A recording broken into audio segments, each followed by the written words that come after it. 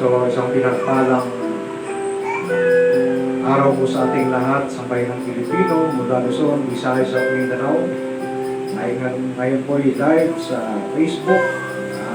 Ngayon po ay araw po ng linggo, araw po ng pagsamba, araw po ng pagluwalhati sa ating Diyos na mga pangyarihan sa lahat. Kaya saan man po tayo naroon, ano naman po ang ating pinalalagyan, tayo po'y mag-tune in, tayo po'y pinalalagyan, kakilang bagay po ang gagawin at kapangyarihan ng Diyos sa magitan po na kanya pong mga salita.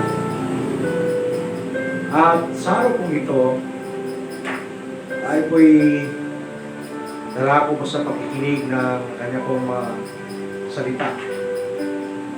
Kung tayo po ay may Bible, buksan po natin ang aklat po ng Awit, chapter 37, verse 4. At ganito po ating pong mababasa.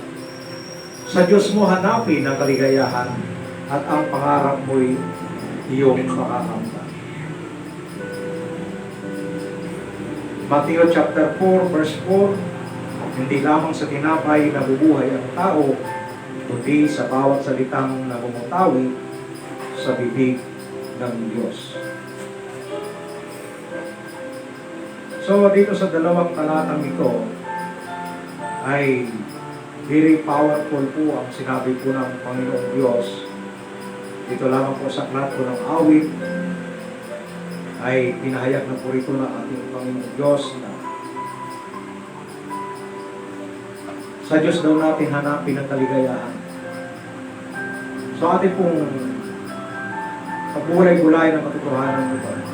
Wala pong sinabi dito sa Bible na sa tao, sa politiko, sa isang hari, prime minister, celebrity,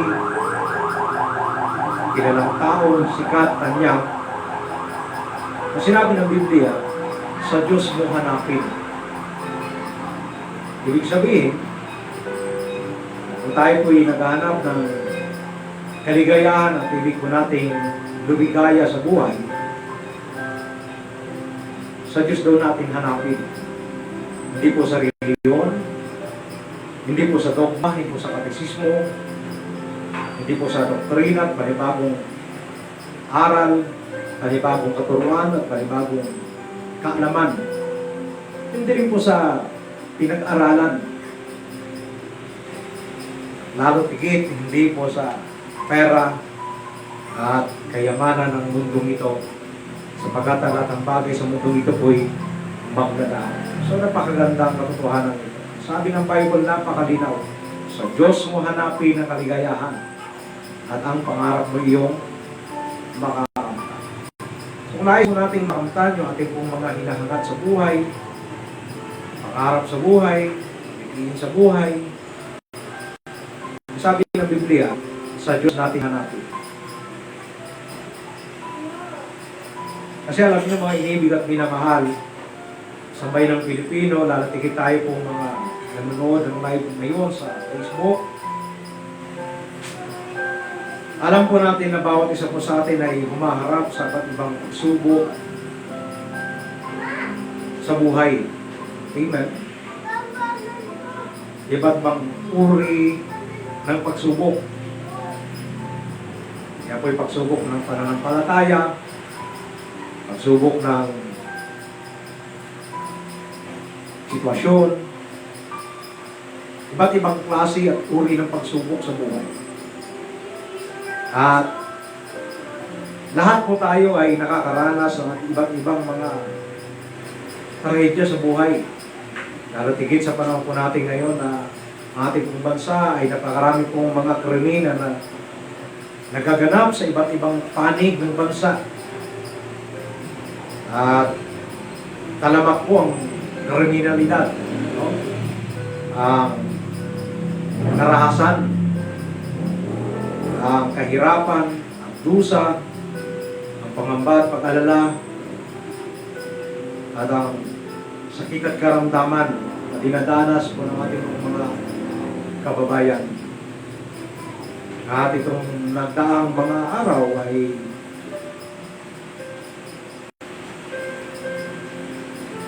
ating pong nasaksihan at nakita, nalatig ito po'y naikalat sa social media ang talamak na krimen, no? Yung mga estudyante, no? Sa Bisaya, sa Tacloban, no?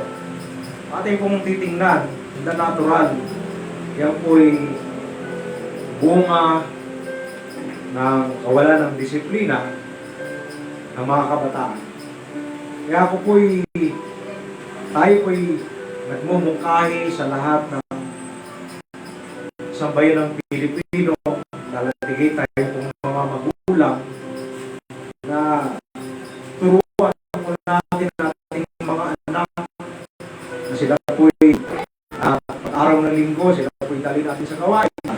Alam niyo po ba mga kapatid, mga iniibig at minamahal sa bayan ng Pilipino, ito pong mga nagdaang problema, trahedya sa ibang bayan ng Pilipinas, alam nyo,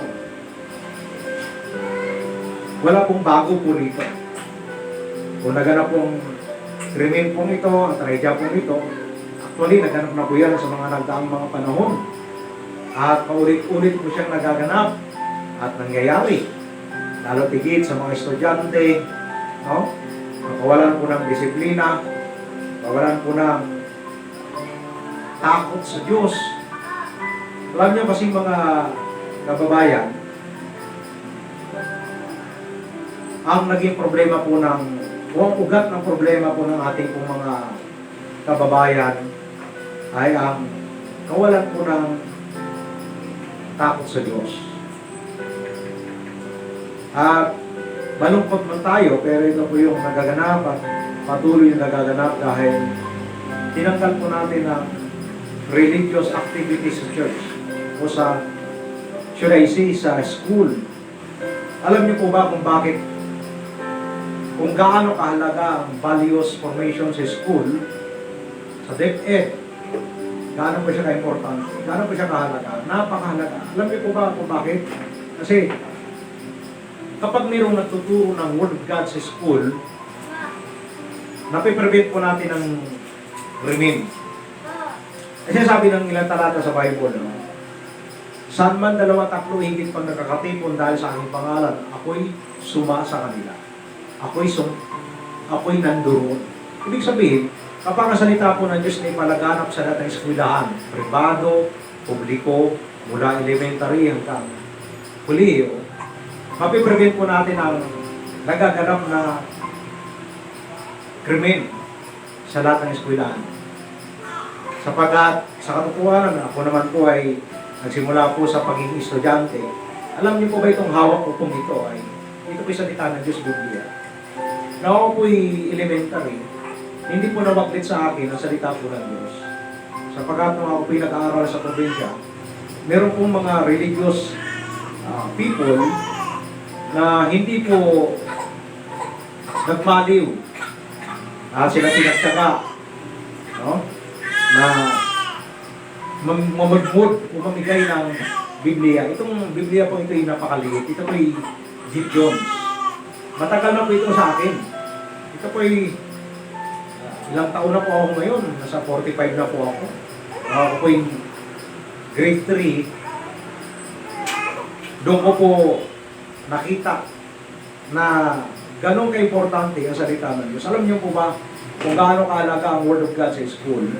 Napakahalaga po niyan. Kasi napiprevent niya lahat ng krimen. At lalong-lalo na po tayo, mga principal, guro, ay pong nananawagan po ako sa ating pong mahal na sekretary ng DepEd. Payagan po natin ang salita ng Diyos, may pangaral po sa lahat ng eskwelahan. Katulad po ng ng isa pong mahal po nating mayor sa Tacloban, tayo po ay natuwa sapagkat ipinabot niya po na malaking tulong po ang church sa lahat ng eskwelahan. Pribado, publiko, mula elementarya hanggang kolehiyo. Kaya, ang aking pong mungkahi po sa lahat ng mga guro, sa ating mahal na sekretary ng Department of Education, payagan po natin ang lahat ng mga pastor, ang lahat ng mga totoong mga ngaral na ipasok sa eskwelahan. Magkaroon po ng subject ang Bible. O gawin po nating subject ang Biblia sa lahat ng eskwelahan. Bukod tangi ito lamang pong solusyon at susi para ma-prevent po natin ang talamak na krimen sa iba't ibang eskwelahan sa buong Pilipinas. Magkaroon po tayo ng gawin po nating mandatory. Amen? Ako po'y nananawagan sa lahat ng guro, sa lahat ng principal, mula private hanggang public, mahal na secretary ng Department of Education, payagan po natin ang Word of God sa eskwelahan. Mula grade 1 hanggang kolehiyo, gawin po natin itong batas at mandatory na dapat ang salita ng Diyos ay ipangaral sa lahat ng eskwelahan upang ma-prevent po natin ang lahat ng nagaganap na krimen sa ating eskwelahan, sa lahat ng estudyante.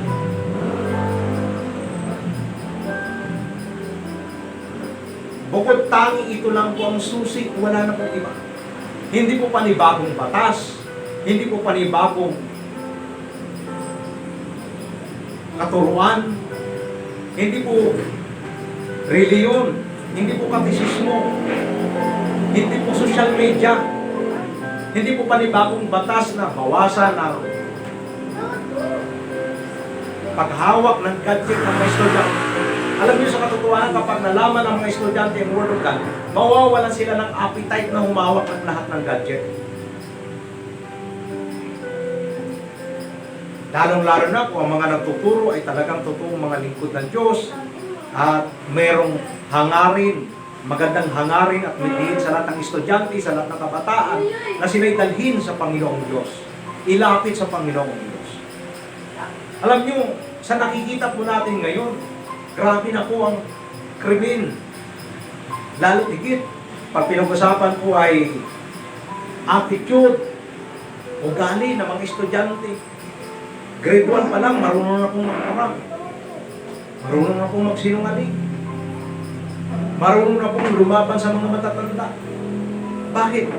Ang problema po kasi natin mga inibig at minamahal, tayo pong mga guro, tayo pong mga principal, tayo pong mga nasa Department of Education, tayo pong mga nandiyan.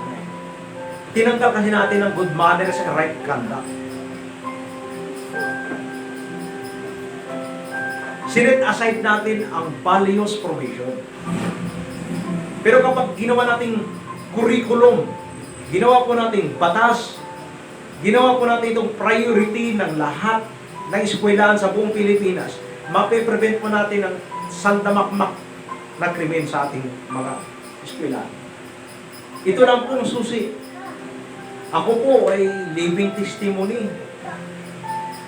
Amen. Living testimony po ako. Simula nung naipangaral ang salita ng Diyos sa eskwelahan, natuto po ako magbasa ng Biblia. Sabi na marami, pag nagbasa ng Bible, nasisira yung ulo mo, hindi ka tatalino, no? Mali po yun. Bilapit, sambayan ng Pilipino kapag ang salita ng Diyos ay ginawa po nating subject sa lahat ng eskwelahan mula elementary hanggang kolehiyo, bilapit, magkakaroon. I guarantee you, bilapit, lalong-lalo po tayong mahal na sekretary ng DepEd. Ginagaranti ko po yun, ina-assure ko po sa ito, 100% kapag ginawang inyong subject ang salita ng Diyos, ang Biblia, mula elementary hanggang high school at kolehiyo, bilapit, marami pong mga estudyante ay magkakaroon ng takot na gumawa ng krimen. Kaya lang po bakit marami nagagawa ng krimen, nagiging arrogante, walang respeto, walang galang sa matatanda, pangit yung behavior. Sipin nyo, napakarami kong nasa lubong na mga kabataan. Ang papangit ang ugali. Walang good manners and right conduct. Ang papangit ng manner ng maraming mga kabataan, estudyante, malutong magmumura. Pero estudyante po ito, naka-uniforme po ito. Pagpasok sa school, hindi naninigarilyo. Paglabas sa school, naninigarilyo. Bakit? Ano pong naging problema? Ano pong ugat ng problema ng ating mga kabataan bila? Inalis natin ang salita ng Diyos sa eskwelahan. Pero kapag merong isang tao, darating kung tayo po'y direktor, tayo po'y sekretary, tayo po'y principal, ginawa natin mandatory sa lahat ng antas ng paaralan. Pinapit, mapiprevent po natin ang lahat ng nagaganap na krimen sa ating eskwelahan. Luzon, Visayas, and Mindanao. Nakita nyo, grabe mga bataan ngayon. Eh dami niyan, katulad yan, yung Roblox na yan. Tapos may nakita na naman tayo, may mga nakatatak sa damit. Akala natin, ordinaryong tatak lang yan. Hindi natin alam na yung tatak na yun ay meron kong espiritu ng demonyo na sumasanib sa mga kabataan. Nananawagan po ako sa inyo, mahal na Secretary ng Department of Education. Gawin po nating subject ang salita ng Diyos sa lahat ng paaralan. At payagan natin na lahat ng pastor, lahat ng mga totoong lingkod ng Diyos, sa lahat ng pribado at publiko, ang salita ng Diyos. Kinakailangan maging mandatory ang pagbabasa ng Biblia sa lahat ng eskwelahan. Hanggat hindi po natin ito sinusunod at hindi po natin ito ginagawa, bilabid, tataas at tataas lamang ang krimen sa lahat ng eskwelahan. Kita nyo sa UP, napakarami po dyan mga aktivista. Ikolehiyo po yan sa Lasal, UP, at sa lahat ng private school, sa lahat ng universidad ng Pilipinas. Grabe po, talamak na po ang krimen. Katakot-takot na po na krimen. At mas pinayagan natin ng mga fraternity niya sa loob ng eskwelahan sa halip na yung Word of God.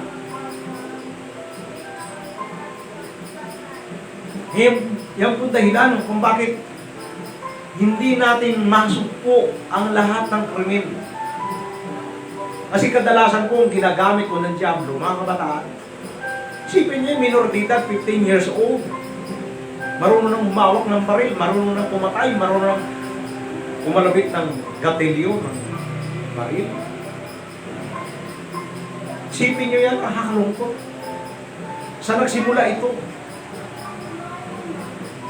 At tayo naman ang mga magulang, sa halip na turuan natin silang humawak ng baril, turuan natin silang humawak ng Biblia. Eh ako naman sa katotohanan, actually, nung tumigil ako sa pag-aaral, nalulong ako sa drugs. Naging addict po ako. Kasi wala na sumusubaybay sa akin. Nalatigit yung aking mga magulang, mga panahon na yun, walang panahon sa Diyos. Kaya ako naman, dahil sa murang edad ko, dahil hindi ko kilala ang Diyos, wala nagkagay sa akin, napariwar ang buhay ko. Bakit? Kasi nga walang salita ng Diyos. Pero nung minsan, na merong isang pastor, isang totoong lingkod ng Diyos na hindi nagtigil, nagtyaga, na tayo pangaralan na salita ng Diyos sa gitna ng ating kasalanan. Ito tayo ngayon. Hindi man tayo matatawag na perfect, na banal, pero nandoon yung takot natin gumawa ng krimen. See, kita nyo yan, Hindi mo matatawag na ordinaryong krimen lang yan. Actually, kahit naibulong mo yan, parusahan mo yan, bugbugin mo yan. Kasi nakagawa ng krimen, nakapatay. Multiple po yung kasalanan niya. Dahil hindi isang kaluluwa lang, isang bata o isang estudyante ang kinitil niya. Napakaraming estudyante. Sinapian na siyang masamang espiritu, yung demonyo ng pagpatay, sumanib sa kanya. Hindi niya nang kilala yung kanyang kapwa estudyante.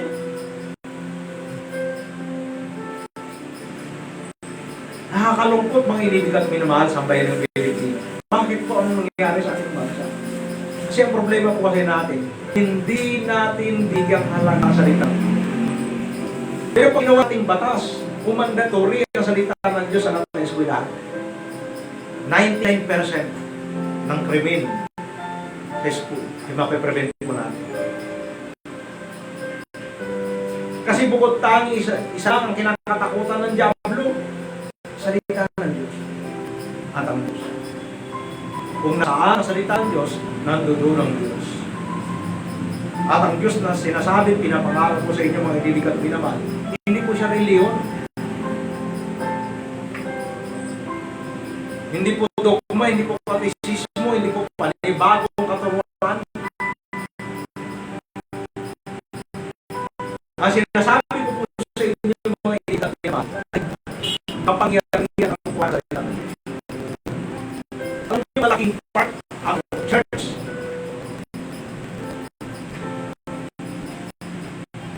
Sa lahat ng atas na paaralan.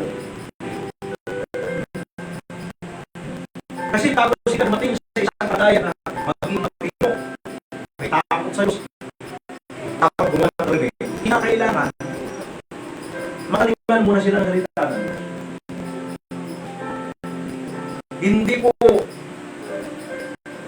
Hindi po bakal ang solusyon. Hindi po rehas. Hindi po sas. Hindi po galit, hindi batas ang solusyon para madisiplina natin ang lahat ng estudyante. Although ito po'y mabuti, ito po'y maganda, iginagalang po natin ito, nirerespeto po natin ito. Sabat ito'y batas, ginawa ng ating mga mambabatas. Tama naman po ito. Kaya nakulang po kulang. Pero kapag ginawa ng batas ng Biblia, na ibig ko sabihin, mandatory na magbasa ang lahat ng estudyante mula grade 1, grade 6, grade 1 hanggang grade 6, no? High school hanggang kolehiyo. Mandatory na magbasa ang lahat ng estudyante. At mandatory na lahat ng estudyante ay magkaroon ng Biblia na hindi lamang libro, notebook, lapis, papel ang laman ng kanilang mga bag, kundi Biblia, salita ng Diyos. Kaya kita nyo maraming mga kabataan, actually tayo mga magulang, minsan nasakit ng ulo natin sa ating mga anak. Bakit? Kasi hindi natin inuutos, hindi natin ginawang mandatory sa ating mga anak na magbasa ng Biblia. Kaya mayroong simbahan mayroong church, at malaki ang kanyang responsibilidad sa lahat ng mga kabataan, sa lahat ng mga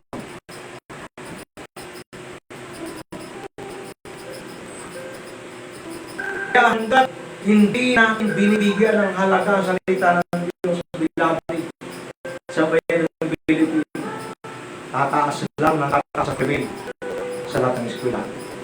Katatapos lamang po sa takluban, mayroon namang kasunod. Di ko maalat, matandaan kung anong eskwelahan naman, kung anong bayan. Alam niyo yung pati yung mga udapan sa jeep, yung kawalang disiplina, sa lahat ng ahensya ng pamahalaan, sa LTO, no? Sa PNP, sa Senado, sa Kongreso. Alam niyo yung mga ganitong issue at problema na ito. Ito po'y bunga ng kawalan ng pakikinig na salita ng Diyos. Tinanggal natin ang balance formation. Kaya nga, ito po yung prayer natin sa Lord. At iniiyak natin every time na may nakikita po tayong sitwasyon at pangit na sitwasyon, krimen, nagaganap sa iba't ibang panig ng bansa, sa iba't ibang departamento ng pamahalaan. Kinakailangan mandatory po ang values formation ng Word of God. Gawing curriculum na kapag hindi ka nakapasa sa values formation, hindi po na memorya ang salita ng Diyos at hindi ka umatin ng voice formation, ay dapat hindi ka pwedeng ma-promote. Dapat lahat po ng estudyante, lahat ng mag-aaral, pati guro, ano bang antas? Yung mga nag-aaral ng criminology, gustong magpulis, no? Kinakalang dumaan muna sila sa masusi. Sasalain sila sa mamagitan ng salita ng Diyos. Kinakalang merong values formation sa lahat ng departamento ng pamahalaan. Malacanang, Senado, Kongreso, DFA, no? Sa PNP, sa DILG, kinakailangang gawing mandatory na magbasa ng Biblia. Yung mga kapulisan natin na kahit na nag-aaral na, kernel na, general na, no?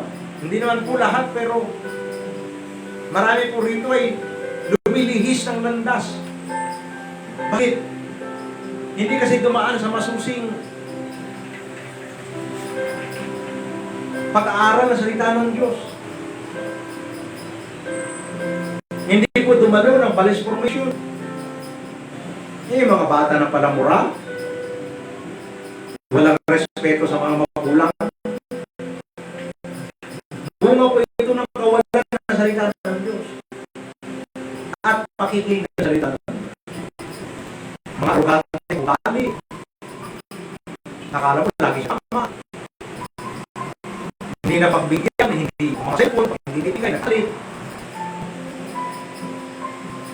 Ang ugat problema pong ito, kawalan ng pakikinig ng salita ng Diyos. Lalo-lalo tayong mga magulang. May problema rin tayo. Bakit? Hindi natin tinuturo sa kanila salita ng Diyos. Bakit maraming mga kabataan aktivista nag-rally sa EDSA, sa Mendiola, sa Kongreso, sa Commonwealth, sa harap ng Sandigan, sa harap ng Senado, sa harap ng Malacanang? Karamihan po rito mga kabataan, mga bayaran. No? Bakit? Kasi nga, ang may problema po rito, tayo pong mga magulang at tayo pong mga guro. Hindi natin ginawang mandatory yung salita ng Diyos sa school. Pero kapag naging mandatory po ang salita ng Diyos, pakikinig at pangangaral ng salita ng Diyos sa school, dilapit. Ina-assure ko sa inyo, pinapangako sa inyo, 99%. Lahat ng krimen na nabalitaan natin ay mapiprevent po yan. At di lang po mapiprevent po ang krimen, mawawala po ang krimen sa dating eskwelahan. Hello? Ang po ba may kausap rito mga inibig? Sambay ng Pilipino Bilabid. Gawing mandatory ang salita ng Diyos. Pagbabasa ng salita ng Diyos sa lahat ng eskwelahan. Kapag mayroong salita ng Diyos at nangangaral ng salita ng Diyos sa lahat ng eskwelahan, bilangin, lahat ng nakikita nating kaguluhan mawawala po. Dahil kung nasaan ang salita ng Diyos, nandoon ang kapayapaan. Kung nasaan ang salita ng Diyos, nandoon ang biyaya. Kung nasaan ang salita ng Diyos, nandoon ang kagalingan ng sakit at karamdaman. Nandoon yung pagpapago, nandoon yung pagpunta. Yung sabi ni Dr. Jose Rizano, siya po'y buhay pa. Kabataan, pag-asa ng bayan. Di ba paano maging pag-asa ng bayan ng mga kabataan kung maraming mga kabataan dito ay aktivista? Walang takot sa Diyos. Walang respeto at galang sa mga leader, sa pamunuan, sa pamahalaan. Paano maging pag-asa ng bayan ng mga kabataan kung ibang tinuturo natin sa kanila, tinuturuan sa natin sila maging rebelde o rebellious sa gobyerno. Yan po yung sakit ng Pilipino noon pa hanggang ngayon. Kahit anong pasa ng batas, panibagong batas, hindi pa rin nabibigyan ng solusyon ang problema ng mga kabataan. Sinisisi na marami social media, Sisirami, gadgets, yung Roblox, o kung ano pa. Alam niyo, problema natin mga inibigat at minamahal sa bayan ng Pilipino, mga magulang, mga mambabatas. Tinanggalan natin ang karapatan ng Diyos sa kanila, buhay. At ang itinuro natin sa kanila ay reliyon. Ano sinasabi natin? Edukasyon ang solusyon para sa pag-unlad ng bansa. Edukasyon ang solusyon para mga kabataan may magbago. Hindi po edukasyon ang solusyon para magbago mga kabataan. Karamihan nga po rito matatalino eh. Excuse me po sa lahat ng mga matatalino at mga magagaling sa batas. Excuse me po sa mga talaga nag-aral, no? Kaya lang kung sino pa yung mga matatalino at magagaling at alam ang mga batas, sila pa yung mga arrogante o ugali. Walang galang, walang respeto sa Diyos. Minamaliit nila ang mga lingkod ng Diyos at hindi sila nagbabasa ng Biblia. Yan po yung problema natin mga inilig at minamahal sa bayan ng Pilipino. Yung kahirapan sa inyong pamilya, hindi po pag-aaral ng solusyon, hindi po panibagong trabaho, negosyo. Ang kailangan po natin sa bayan ng Pilipino, bumalik sa Diyos. Gawin nating mandatory ang pagbabasa ng Biblia sa lahat ng antas ng eskwelahan o ng paaralan. Maging sa iba't ibang departamento ng pamahalaan, kinakailangan bago kayo mag-start ng meeting, na session, kinakailangan merong tatayo dyan na pastor, lingkod ng Diyos, mga ngaral na salita ng Diyos, payagan nyo sila na magturo, hindi lang 15 minutes, dapat 1 oras. Di bali yung meeting ninyo, 15 minutes. Ang importante, ang salita ng Diyos, 1 oras. Dahil kung gaano kahaba ang pangangaral ng salita ng Diyos, ganun din kahaba ang biyaya at ang pagsama ng Diyos sa inyo. Kaya napaka-importante po nito ang salita ng Diyos, may pangaral sa lahat ng lugar. Inakala natin na pangaral sa salita ng Diyos dapat sa simbahan lang, sa palengke lang. No? Bakit kami nangangaral sa palengke? Sa mga liwasang bayan? Kasi nga hindi nyo kami pinapayagang mangaral sa inyong mga departamento ng pamahalaan. Tinanggalan nyo kami ng karapatang mangaral sa eskwelahan. Yan po yung problema natin. Kaya ang ginagawa namin mga ngaral, doon kami sa liwasan, doon kami sa palengke, kung saan maraming tao, doon kami nangangaral, kahit wala nakikinig sa amin, still nangangaral kami dahil naniniwala kami darating ng isang araw na yung mga lugar na yan na pinuntahan namin, magiging bansa ng Diyos, magiging bayan ng Diyos yan, at mapiprevent lahat ng krimen dyan. Yung mga drug addict yan, magiging Jesus addict. Ando dun yung pagsusumikap natin, pananampalataya, paniniwala natin sa Diyos na darating isang araw na pag may dumaan dyan, nakatanggap ng brochure, kahit isa lang, na magbabalik loob sa Diyos, pagsisisi ng kanyang mga kasalanan, mga angel sa langit, magpupuli sa Diyos, magpupuli sa Diyos. Kaya sa bayan ng Pilipino, nakikiusap ako, nananawagan po ako sa lahat ng antas ng paaralan, sa mga mahal naming principal, mga guro, mga advisor, payagan po natin ang salita ng Diyos sa eskwelahan. Bago magsimula ang sesyon, ang subject, anumang subject yan, kinakailangan merong Kristiyano, lingkod ng Diyos na mga ngaral na salita ng Diyos. Ang unahin po natin ipahayag sa kanila, kung tayo'y guro, tayo'y Christian, dapat bago natin ipaliwanag yung mga subject na yan, ipusan na kinakailangan, turuan muna natin sila magbasa ng Biblia at mag-memorize ng Word of God. Lalo na tayo, nasa kinder, nasa daycare, turuan natin sila magbasa ng Biblia. At kung di sila marunong magbasa ng Biblia, turuan natin sila, mangaral tayo sa kanila. Turuan natin sila magdasal, manalangin. Why? Bukod tangi ito lang pong susi at solusyon para lahat ng krimen sa lahat ng eskwelahan. Kasi alam niyo po, kung ang bata, halimbawa siya po'y 6 years old. Siya po'y nagsimula na mag-aral sa kinder, sa daycare. Kinakalang lagi siyang may baon na salita ng Diyos kasi dadalhin niya ito sa paglaki niya. Kinakalang bata pa siya, maliit pa siya, turuan na siyang magbasa ng Biblia, makinig na salita ng Diyos.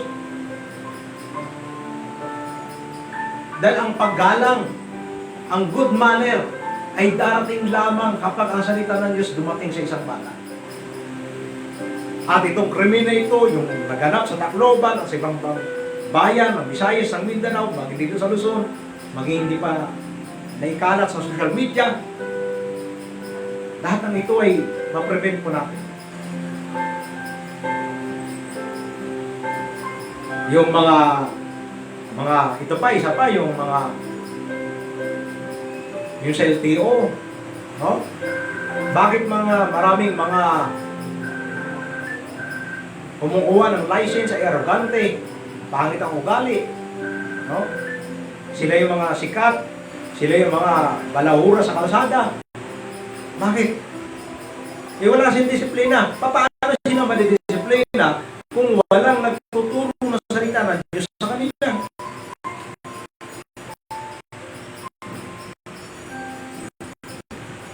Mga pulisan natin, bakit marami kahit pulis na, gumagawa pa rin ng krimen, ng gumutong. Hindi naman po lahat, pero karamihan na nakita po natin ay lagi mong naibo sa lahat ng pagpapuin. Bakit? Kasi wala pong nagtuturo ng salita ng Diyos sa kanila.